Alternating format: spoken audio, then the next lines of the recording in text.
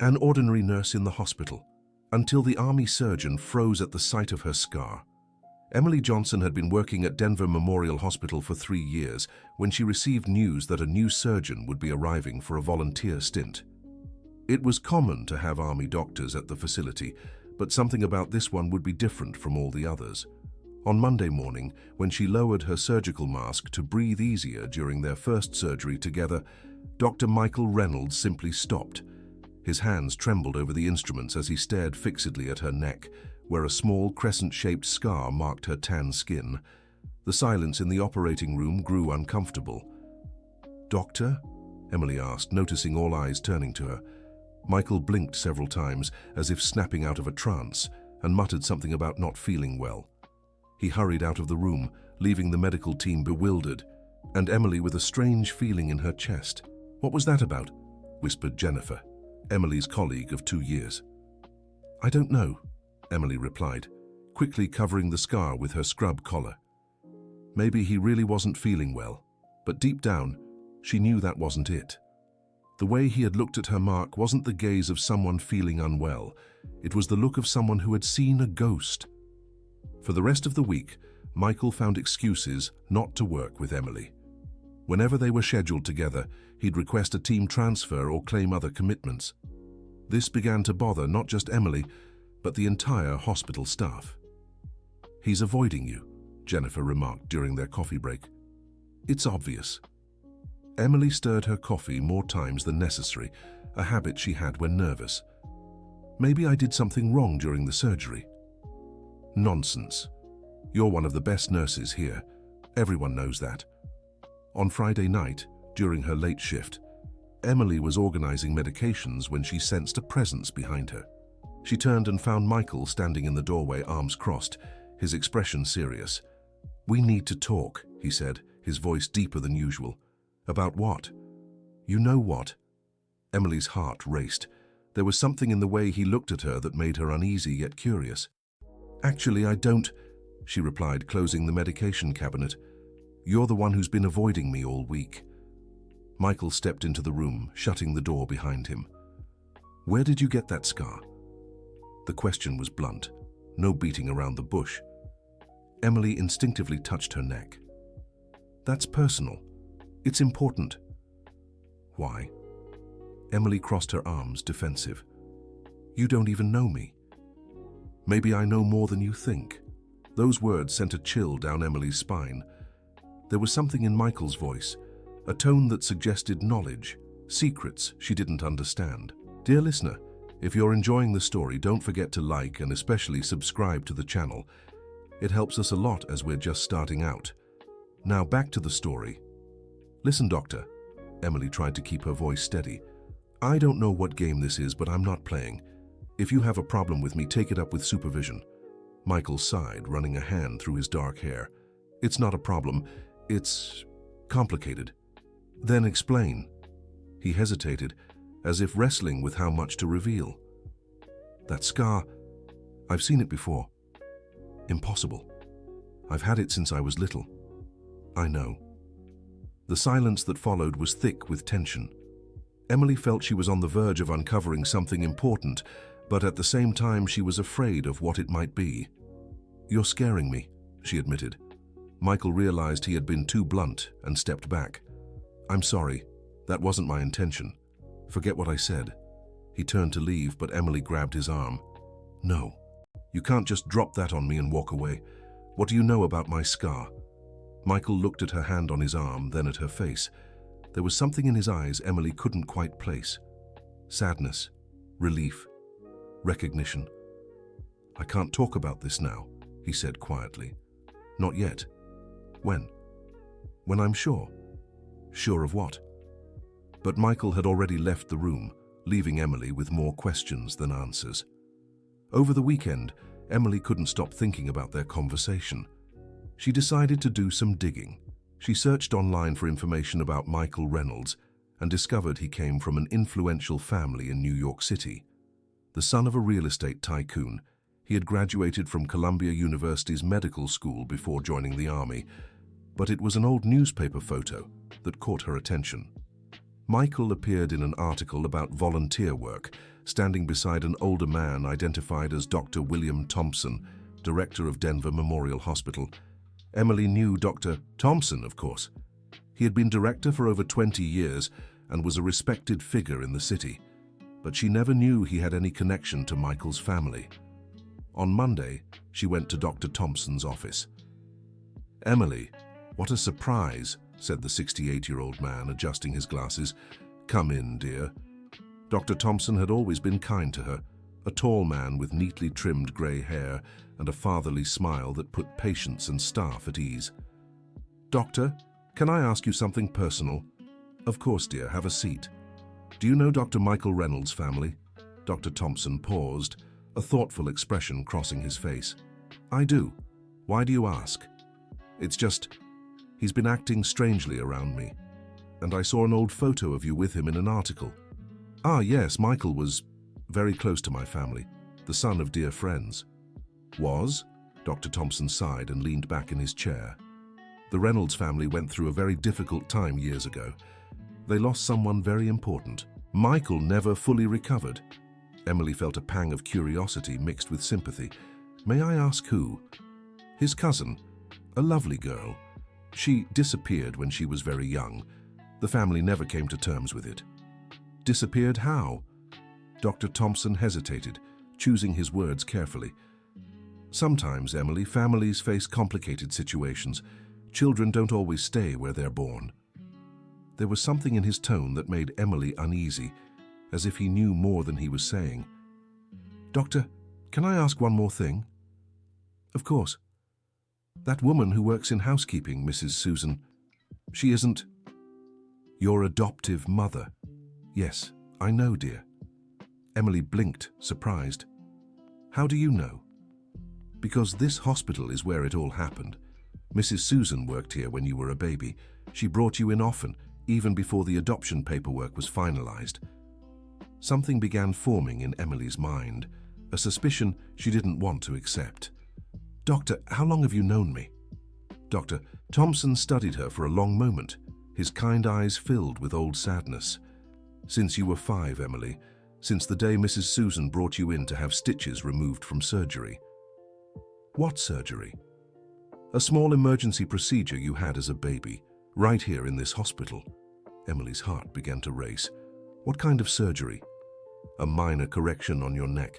You had a small issue that needed fixing so you could breathe better." Emily instinctively touched her scar. You know who performed the surgery?"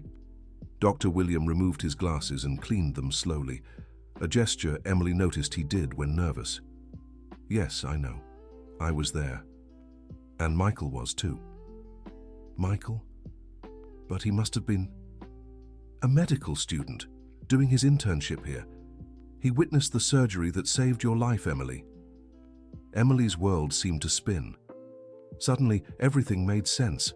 Michael's reaction, the way he looked at her, the questions about the scar. "He recognized me," she murmured. "I think so." "That surgery left a deep impression on him. It was one of the first he ever observed, and you were so tiny." "But why didn't he say anything?" Dr. William put his glasses back on and looked at her kindly. "Because, my dear, there's much more to this story than just a simple surgery."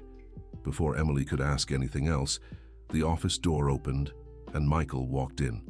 Seeing her there, he stopped abruptly. "Sorry, Dr. William.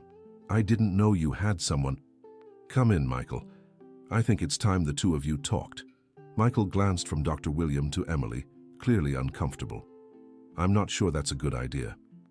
"It's the only idea," Dr. William said, standing up. "I'll leave you alone." When the door closed, the silence in the room grew heavy. Emily sat in the chair facing the desk while Michael remained standing near the door. "Did you tell him?" Michael finally asked. "Tell him what? I don't even know what's going on." Michael stepped closer and slowly sat in the chair beside her. "Emily, what do you know about your biological family?" "Nothing. My mother always said I was abandoned, that she found me at the hospital when I was a baby." "That's not exactly what happened." "How would you know?" Michael took a deep breath. "Because I've been looking for you for years." The revelation hit like a bomb. Emily felt as if the ground had vanished beneath her feet.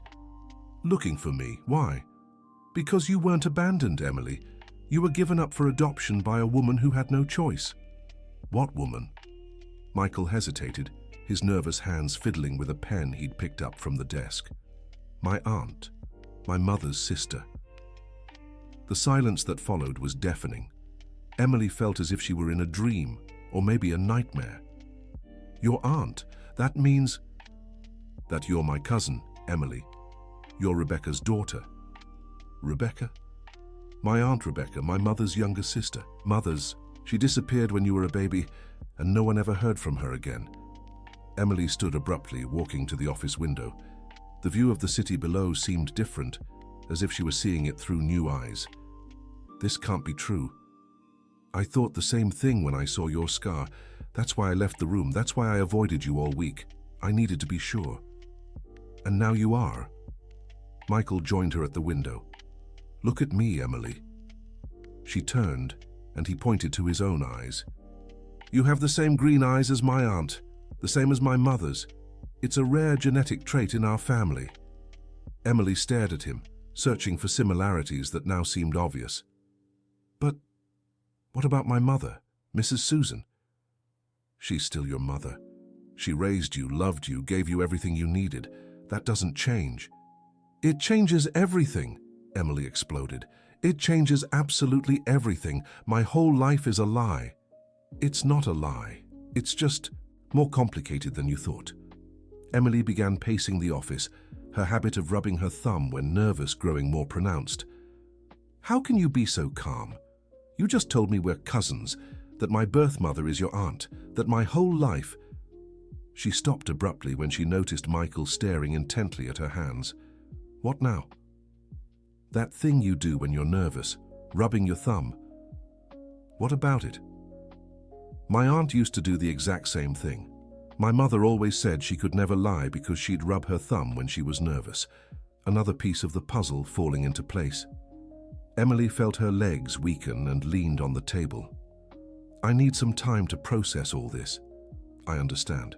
But Emily, what? Your birth mother?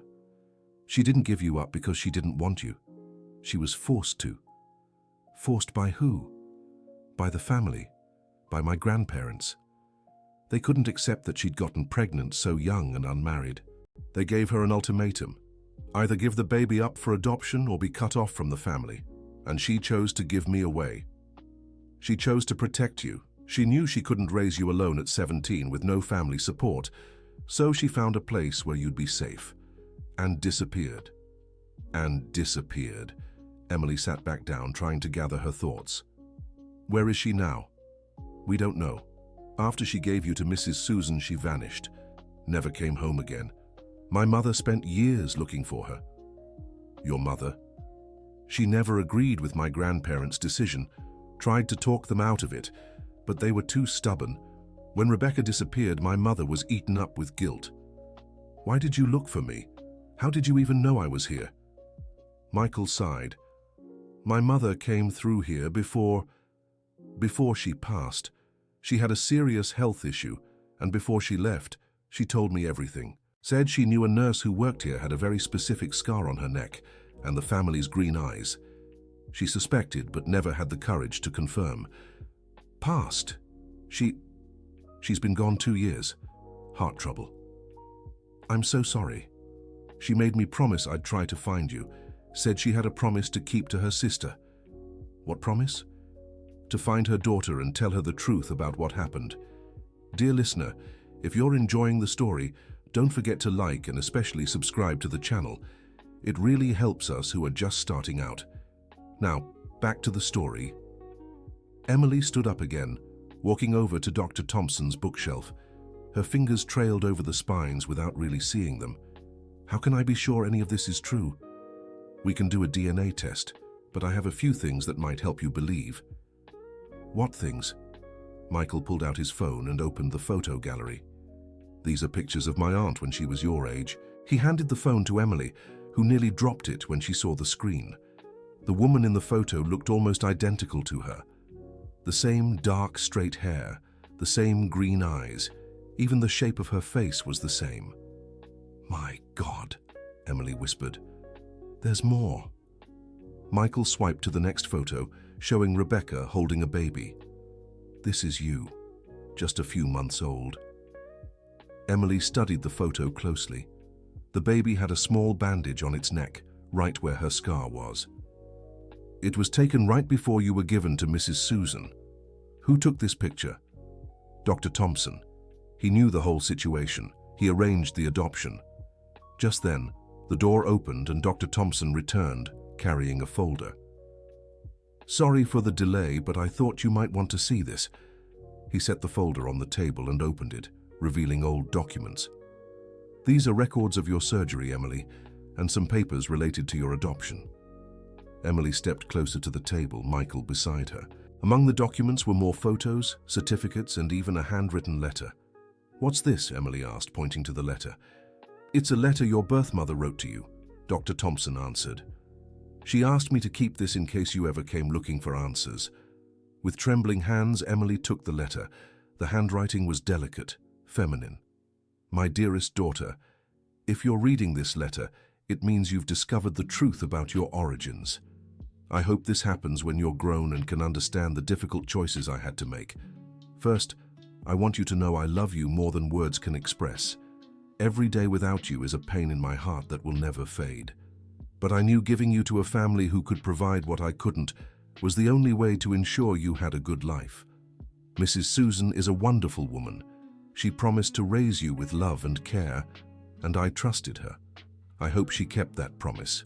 About our family, there are many things you should know. We come from troubled people, those who put pride above love. I didn't want you growing up in that environment.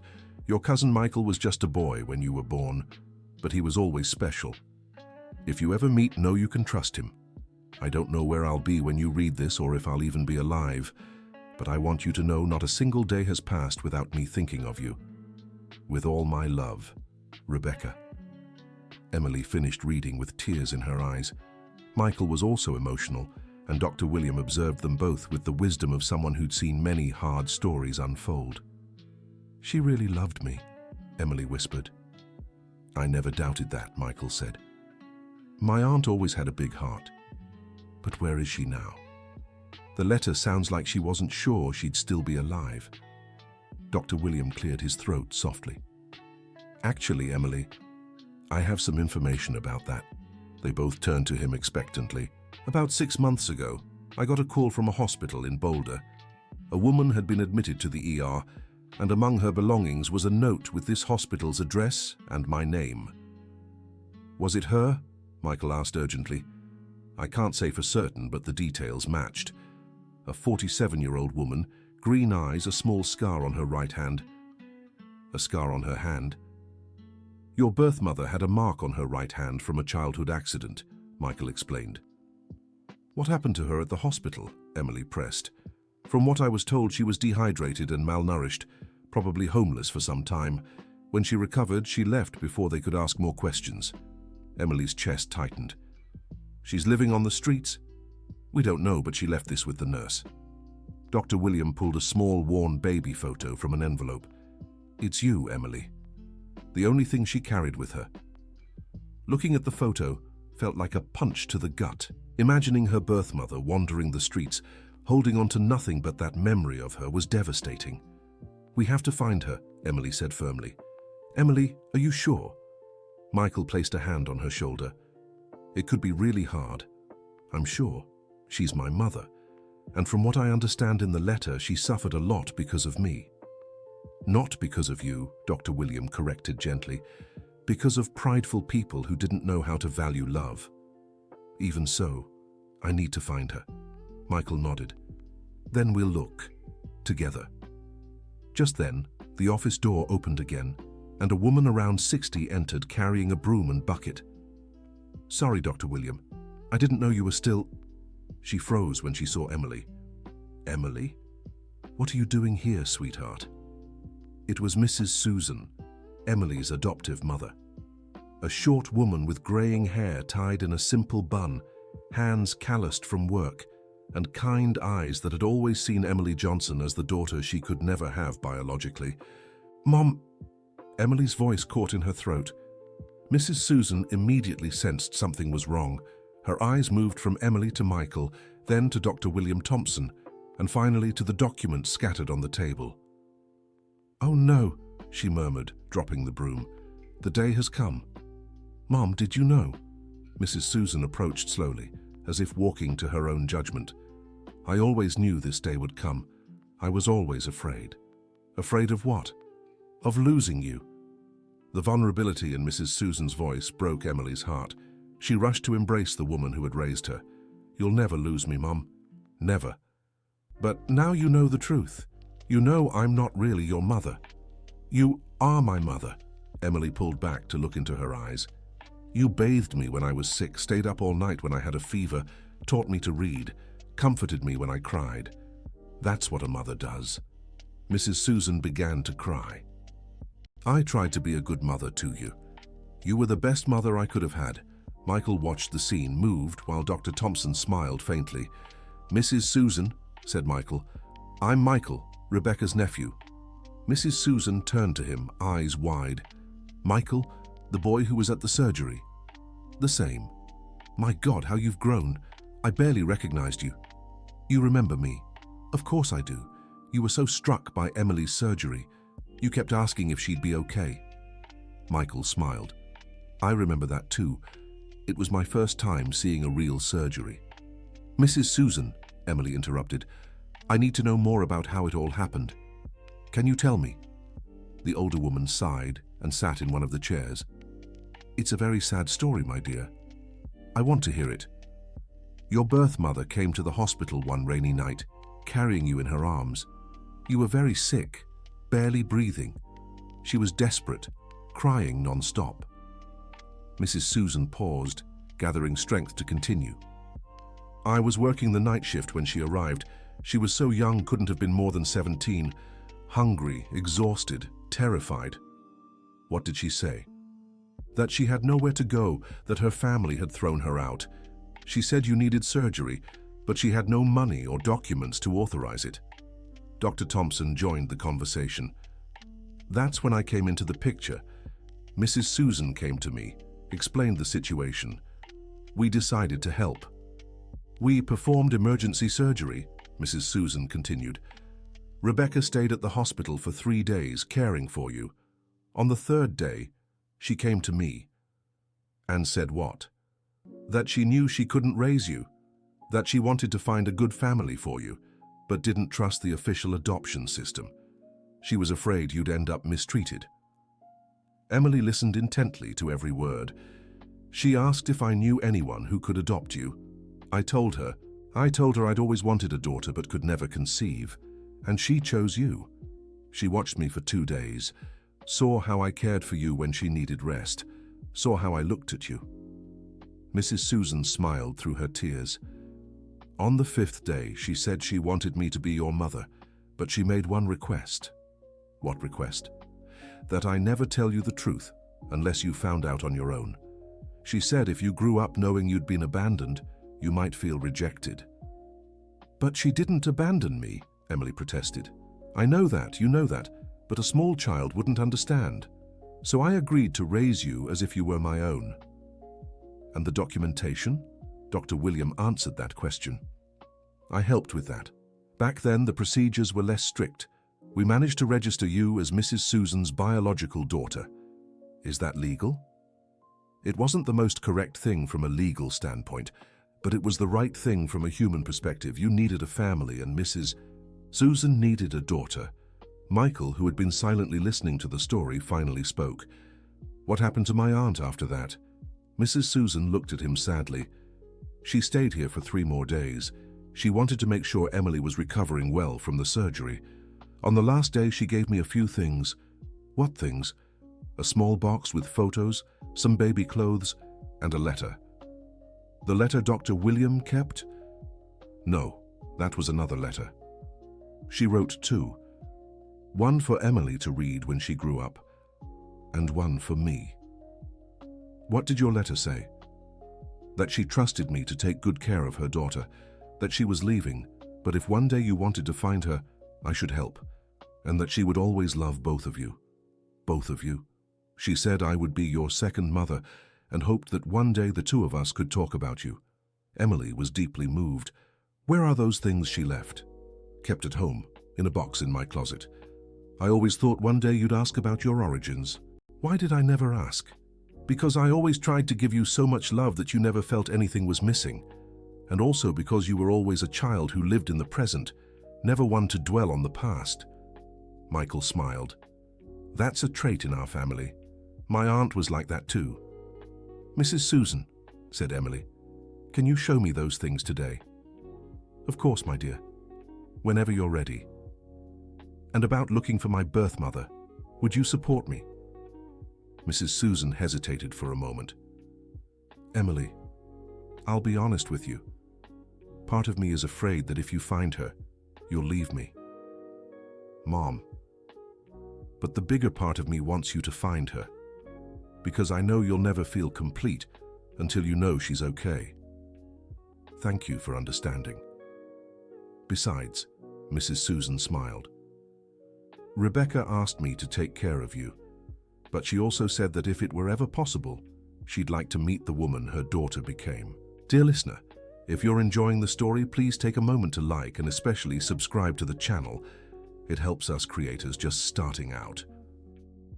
Now, continuing. That afternoon, Emily, Michael, and Mrs. Susan went to the house where Emily had grown up. It was a simple home, but full of love and memories. Mrs. Susan had bought it with years of savings from working at the hospital, and every corner reflected the care with which she'd raised her daughter. The box is here, said Mrs. Susan, opening the bedroom closet. The box was small, made of wood, with some hand-carved details. When opened, it revealed treasures from a life Emily never knew existed. There were photos of Rebecca pregnant, with shy but genuine smiles. Photos of baby Emily, some taken at the hospital, others in places she didn't recognize. There were also tiny clothes, a faded pink blanket, and a well-worn stuffed bear. This was your favorite toy, said Mrs. Susan, holding the bear. Rebecca said you used to sleep hugging it. Emily took the toy and smelled it. There was a faint scent, but somehow it comforted her. And this, Mrs. Susan pulled out a small notebook from the box, has some notes Rebecca wrote about you in your first months. Weight, height, first words. Emily flipped through the notebook, overwhelmed. It was like discovering a part of herself she never knew existed. Look at this, Michael pointed to a specific note. Emily smiled for the first time today. She has a smile just like my sister Sarah's. Sarah was my mother, Michael explained. Your aunt always said you inherited our family's smile. At the bottom of the box, there was one last letter, this one addressed to Mrs. Susan. Can I read it? Emily asked. Of course, my dear. Dear Susan, I don't know how to thank you for agreeing to be a mother to my daughter. I know you'll love her as if she were your own, because I see it in your eyes. I want you to know this wasn't an easy decision, but I believe it's the best one for Emily. She deserves to grow up in a family that accepts her completely, without judgment or conditions. I'm leaving tomorrow. I don't know where I'm going, only that I need to start over somewhere else. But I'll always carry Emily in my heart. If one day she wants to find me, I'll be ready to explain everything. But if she's happy without knowing the truth, that's okay too. Take good care of her, Susan, and thank you for giving me the chance to see her grow up healthy and loved. With affection and gratitude, Rebecca P.S. If the two of you ever find me, I want you both to know I consider you Emily's mothers, each in your own way. The silence in the room was broken only by Emily's muffled sobs. The weight of her emotions was overwhelming. Gratitude for the mother who raised her, longing for the mother she never knew, and now an unshakable determination to piece together this story. Let's find her, Emily said, her voice steady despite the tears. Where do we start? Michael asked. At the hospital in Boulder. Someone there must have more information. Dr. Thompson, who had been quietly listening, spoke up. I can help with that. I have contacts at several hospitals in the area.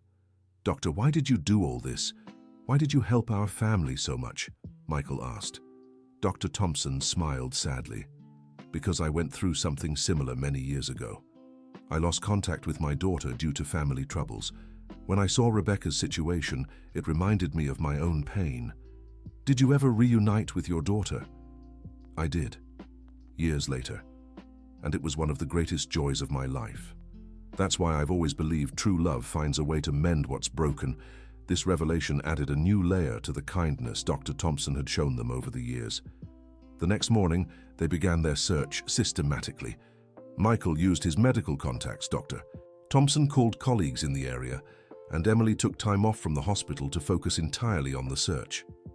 The hospital in Boulder confirmed records of a woman matching Rebecca's description, but they had no information on her current whereabouts.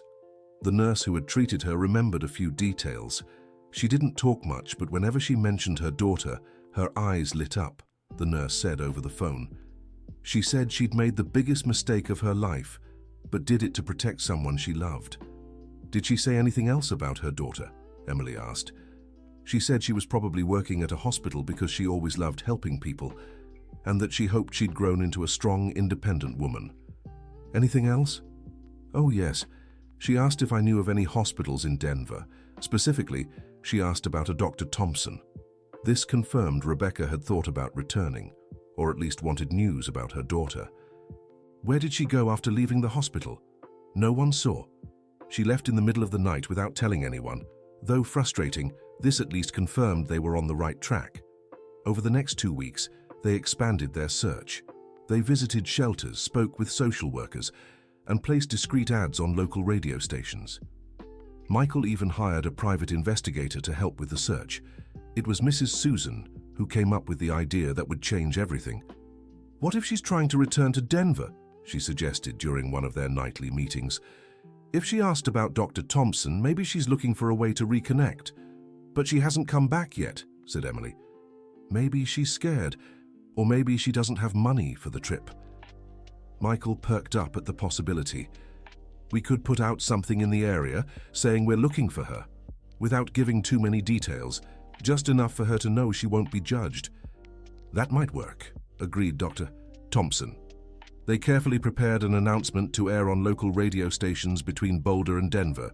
Rebecca, if you're hearing this, know that your daughter is well, happy, and very much wants to find you. There's no judgment, only love and longing. Look for Dr. Thompson at Denver Memorial Hospital. The announcement aired for 2 weeks during peak hours. On the 10th day, Dr. Thompson's phone rang. Hello? He answered. Dr. Thompson? The voice was faint, hesitant. Yes, who's speaking? It's Rebecca. Dr. Thompson nearly dropped the phone. He signaled to Emily and Michael, who were in his office waiting for news. Rebecca, my dear, how are you?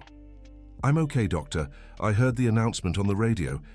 Is it true that my daughter wants to see me? It's true, yes. She's here with me now. How is she? She's beautiful, healthy, and has become a wonderful nurse. Works here at the hospital, just like you dreamed. Over the phone, Rebecca began to cry. Does she hate me? Quite the opposite. She understands you and really wants to meet you. And Susan? How is she? Mrs. Susan is here too, and she also wants to see you. Doctor, I don't know if I can. I've lived so long carrying this guilt. Rebecca, where are you now? In a small town near Fort Collins. I work at a diner. Can you come here, or would you prefer we come to you? I can try to get there, but doctor, what if she doesn't like me? What if I disappoint her? Emily couldn't hold back any longer and asked for the phone. Hello? Rebecca? Silence filled the other end. Rebecca, it's me, it's Emily. My daughter. The voice was thick with emotion. Yes, and I want you to know I understand. I know you made the decision you thought was best for me at the time. Emily, I'm so sorry for leaving you. You didn't leave me. You gave me to someone who could give me what you couldn't at the time, and look how well I turned out. You're not angry with me. How could I be angry at someone who gave me life and then gave me a wonderful mother? Rebecca was crying so hard she could barely speak. I've thought about you every single day for these 28 years. And now I understand where that strange feeling came from, like something was missing in my life. Do you really want to see me? More than anything in the world? Then I'll come. I don't know how, but I'll figure it out. We'll come get you. Where exactly are you? Rebecca gave the address of a small town about 90 miles from Denver. "We'll be there tomorrow morning," Emily promised. "Emily?" "Yes?" "I love you. I've always loved you." "I love you too, and I can't wait to hug you." When they hung up, there wasn't a dry eye in the room. Michael hugged Emily. Mrs. Susan wept with joy, and Dr. Thompson smiled with the satisfaction of someone who had helped reunite a family. "I can't believe it's happening," said Emily. "Tomorrow I'll meet my birth mother." "How are you feeling?" asked Michael. "Nervous, anxious, happy, scared? Everything at once?" "It's normal," reassured Mrs. Susan. "I'm also nervous to see her again."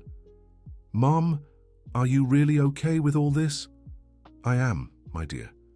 In fact, I've always wanted to meet the woman who gave me the greatest joy of my life." The next morning, the four of them set out together to pick up Rebecca. The trip was filled with a mix of anticipation and nervousness. "What if she changed her mind?" asked Emily for the 10th time. "She won't change her mind," assured Michael. "She's waited 28 years for this moment." When they arrived in the small town, they found Rebecca waiting in a central square carrying a small suitcase. She was visibly nervous, looking around anxiously. When she saw the car approaching, her heart raced. And when Emily stepped out of the vehicle, Rebecca nearly fainted. The two women stood still, staring at each other for several seconds. Rebecca was thinner than in the old photos, with graying hair and hands worn from work, but her green eyes were unmistakable. "Emily?" whispered Rebecca. "Yes, it's me." They walked toward each other slowly, as if approaching a miracle. When they finally embraced, it was as if 28 years of separation melted away in an instant. Both sobbed uncontrollably, unable to speak. "My daughter," Rebecca repeated. "My beautiful girl." "Mom," Emily managed to say. "My mother." Michael watched, moved, as his long-lost aunt was reunited with her daughter. Dr. Thompson smiled discreetly, and Mrs. Susan waited her turn. When the two pulled apart, Rebecca saw Mrs. Susan approaching. "Susan," she said, disbelieving. "Hi, Rebecca." They hugged too, but this time it was an embrace of mutual gratitude. "Thank you," said Rebecca. "Thank you for taking such good care of her. Thank you for giving me the chance to be a mother. She grew up wonderful." "Because she had wonderful genes." Michael stepped forward, and Rebecca recognized him immediately. "Michael, my God, how you've grown." "Aunt Rebecca, I missed you so much." "My boy, you became a doctor, just like you wanted. And you disappeared without a trace. My mother never forgave herself for that." How was she when she passed?" "Thinking of you until the very end. She made me promise to try to find you. I wanted so badly to come home, but I didn't know if I'd be welcome." "You'd always be welcome, Aunt. Always." Dr. Thompson joined the group. "Rebecca, welcome back." "Doctor, I don't know how to thank you for everything you've done." "No need to thank me. Seeing you all together is reward enough." On the drive back, Rebecca shared stories of the last 28 years. She'd worked in various towns, always in simple jobs, always carrying the pain of separation. Many times she'd tried to return to Denver, but fear and guilt held her back. "I convinced myself it was better for you to grow up without knowing the truth," she explained. "I thought it would be more painful to learn you had a mother who gave you away." "But you didn't give me away for lack of love," said Emily. "You gave me away out of love. It took me a long time to understand that. And now I want to make up for lost time, if you'll let me." "Of course I will, but I want you to understand something. I'm not replacing one mother with another. Now I have two mothers, and I love you both." Mrs. Susan smiled. "That's exactly how it should be." When they returned to Denver, Rebecca stayed temporarily at a boarding house near the hospital. She wanted independence, but also closeness to the family she'd found again. In the days that followed, they spent hours talking, filling in the gaps of nearly 3 decades. Rebecca shared about her turbulent youth, about how she fell in love with Emily's father, a young man who disappeared when he learned about the pregnancy, about the family pressure and about the years of regret. Emily, in turn, told her about her happy childhood with Mrs. Susan, her studies, how she chose to become a nurse, her relationships, her dreams, and her fears. "You became exactly the woman I dreamed you'd be," Rebecca said one afternoon, as they walked through the park where Emily used to play as a child. "And you're exactly the mother I imagined when I let myself fantasize about it." "Emily, I want you to know I never had other children." "Why?" "Because I knew no child could ever take your place in my heart, and also because I never forgave myself for giving you up." "You need to forgive yourself. You were a brave mother who did the best you could in the situation you were in. It's hard to change a way of thinking I've carried for almost 30 years, but now you're not alone anymore. You have an entire family to help you forgive yourself." Michael also developed a special bond with his long-lost aunt. They spent hours talking about family, about his mother, about the years of searching. "You know what amazes me the most?" Michael said one evening during a dinner that brought the whole family together. "How you two," he pointed at Emily and Rebecca, "have identical mannerisms, even though you were separated when Emily was a baby." It was true. Both rubbed their thumbs when nervous, both tilted their heads slightly to the left when deep in thought, and both smiled in a slightly asymmetrical way. "Genetics are astonishing," Dr. William remarked. "It's not just genetics," Mrs. Susan said. "It's connection. Some bonds are so strong that neither time nor distance can break them." 3 months after the reunion, life had naturally settled into a new rhythm. Rebecca got a job as a kitchen assistant at the very hospital where Emily worked, a way to stay close to her daughter without being intrusive. Mrs. Susan and Rebecca developed a genuine friendship, united by their shared love for Emily. They took turns caring for Emily when she was sick, attended important life events together, and even went shopping as a pair. "It's strange how natural it feels to have two mothers," Emily told Michael one afternoon. "I thought it would be complicated, but each has her own special place in my heart." "And them? How are they handling it?" "Better than I expected. I think they both understand that love doesn't shrink when it's shared. It multiplies." Michael smiled. "My aunt seems so much lighter since you two reunited. It's like she's finally forgiven herself." "And you? How are you handling finding the family you were searching for?" "Happy, very happy, and grateful I kept the promise I made to my mother. She'd be proud of you." "I think so. And I think she'd be happy to know Rebecca isn't alone anymore." 6 months later, they threw a small party to celebrate the reunion. The whole family was there. Emily, Rebecca, Mrs. Susan, Michael, Dr. William, and a few close colleagues from the hospital. During the celebration, Dr. William gave an emotional speech. 28 years ago, I witnessed a painful but necessary separation, a young mother making the hardest decision of her life to protect her daughter. Today, I see that same family reunited, strengthened by love and forgiveness." He paused, moved. "This teaches me that the best stories aren't those where everything ends well, but those where people find the strength to start over, to forgive, and to love more than they thought possible." Rebecca stood to respond. "Dr. Susan, Michael, Emily," she looked at each of them. "You didn't just give me back my daughter, you gave me back my life. I was lost, carrying a guilt that consumed me. Now I know I did the best I could at the time, and that true love always finds its way back." Mrs. Susan also wanted to speak. "Rebecca, thank you for giving me the chance to be a mother, and thank you for raising such a special daughter who, even without knowing you, loved you from the very first moment." Emily Johnson was the last to speak. "I've learned that family isn't just about blood. It's about love, care, and presence. Mrs. Susan taught me that by raising me with so much affection. Rebecca taught me that by making a brave decision to protect me. Michael Reynolds taught me that by never giving up on searching for our family. And Dr. William Thompson taught me that by helping us when we needed it most." She looked at everyone. "Today, I have a bigger and stronger family than I ever thought possible. And that's what I'll teach my future children. That true love has no limits, no barriers, and always finds a way to show itself. The party went on late into the night, with stories being shared, plans being made, and bonds growing stronger.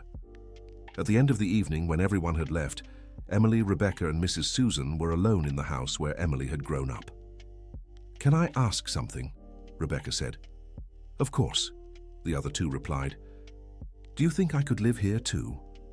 "Not forever, just until I get settled. I want to be close to you." Mrs. Susan and Emily exchanged a glance and smiled.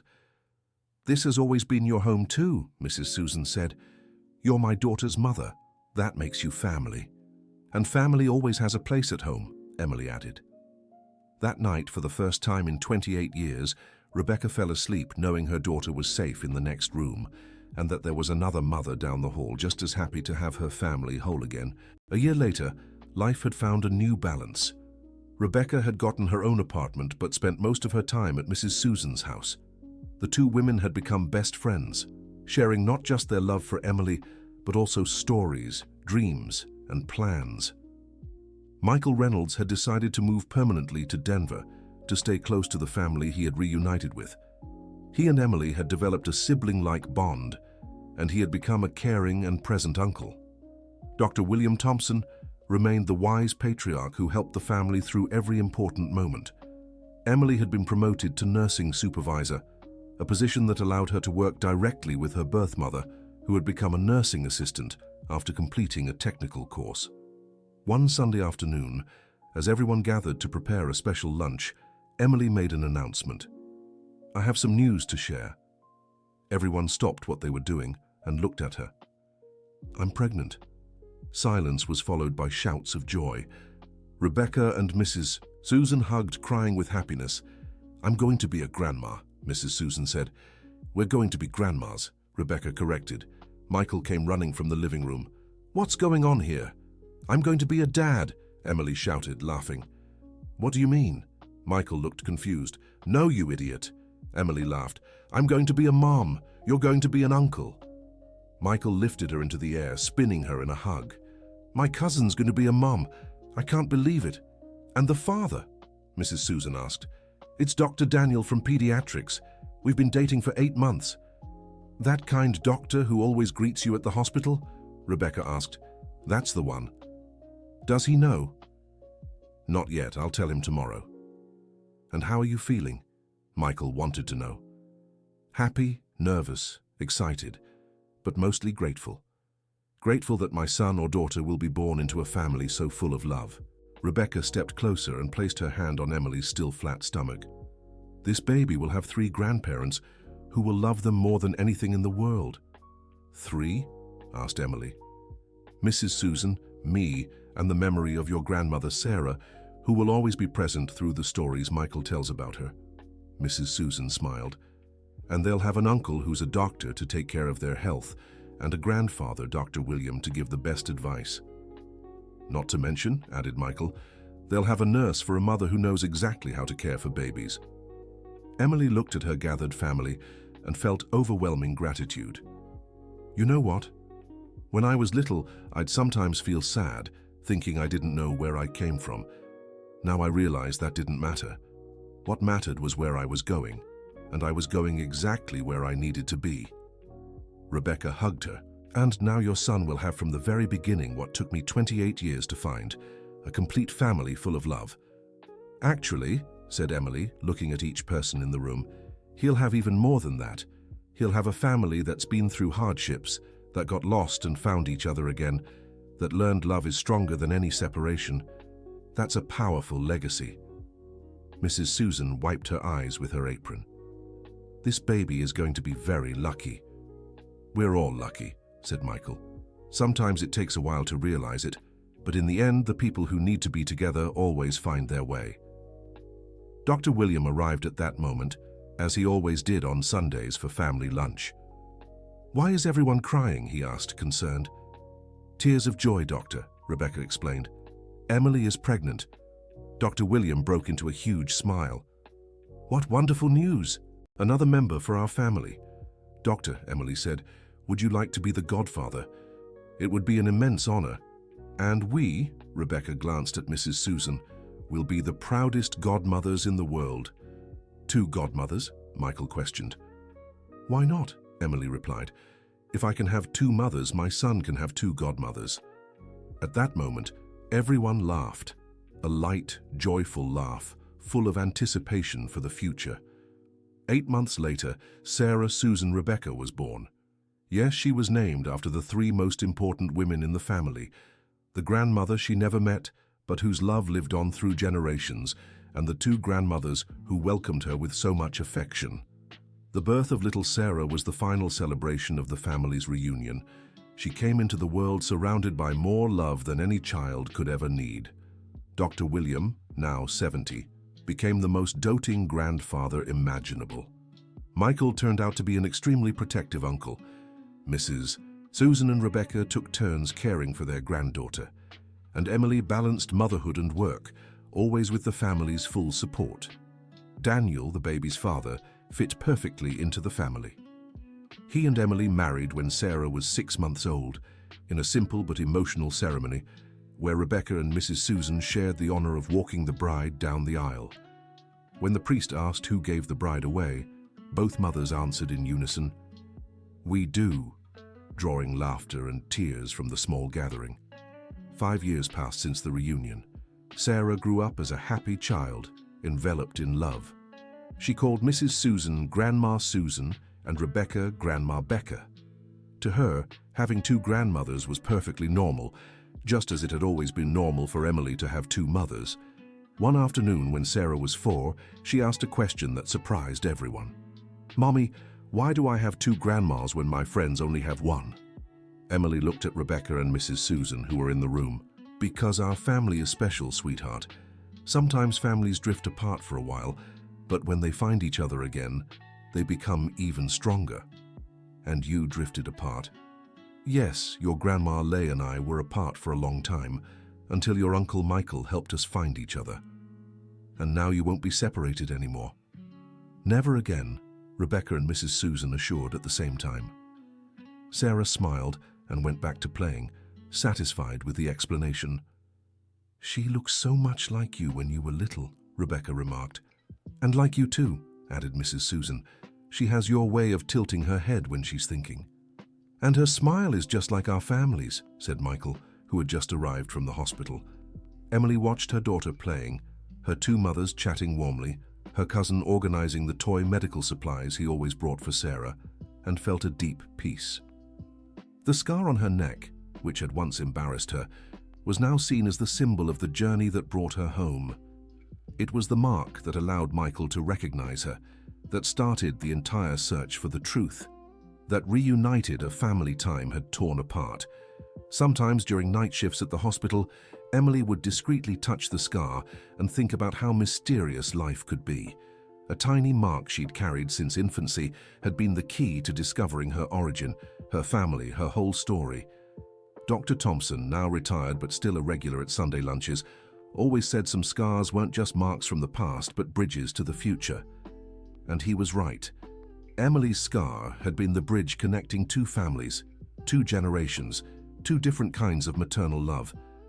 It had been the link that let a granddaughter know her roots, a mother reunite with her daughter, a family discover itself stronger after being tested by separation. One special evening, 5 years after the reunion, the family gathered for a celebration. It was the 5th anniversary of the day Rebecca had returned home. "I'd like to make a toast," Emily said, standing with a glass of juice in her hand.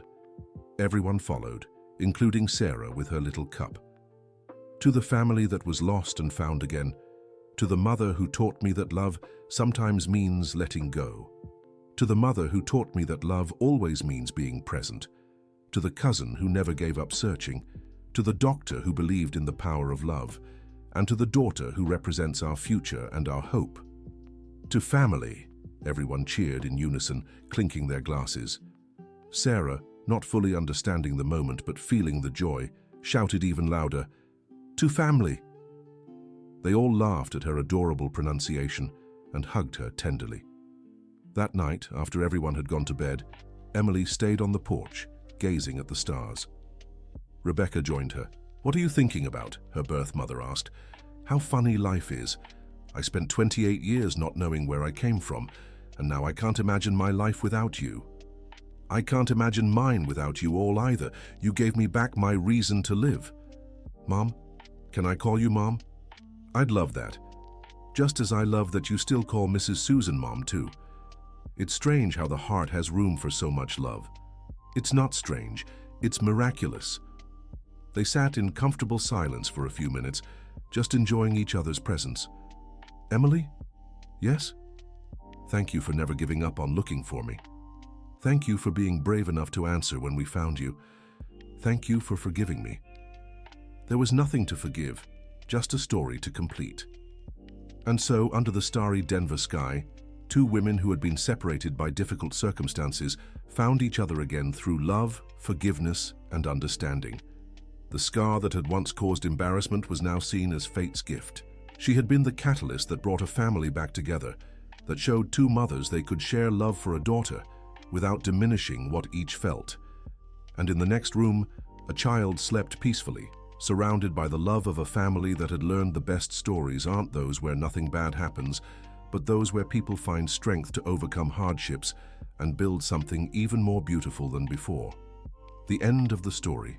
Well, dear listener, now tell me, what did you think of this story of reunion and forgiveness? Have you ever been in a situation where you had to forgive someone or forgive yourself? Leave your honest comment below. Subscribe to the channel so you don't miss other heartwarming stories that touch your soul.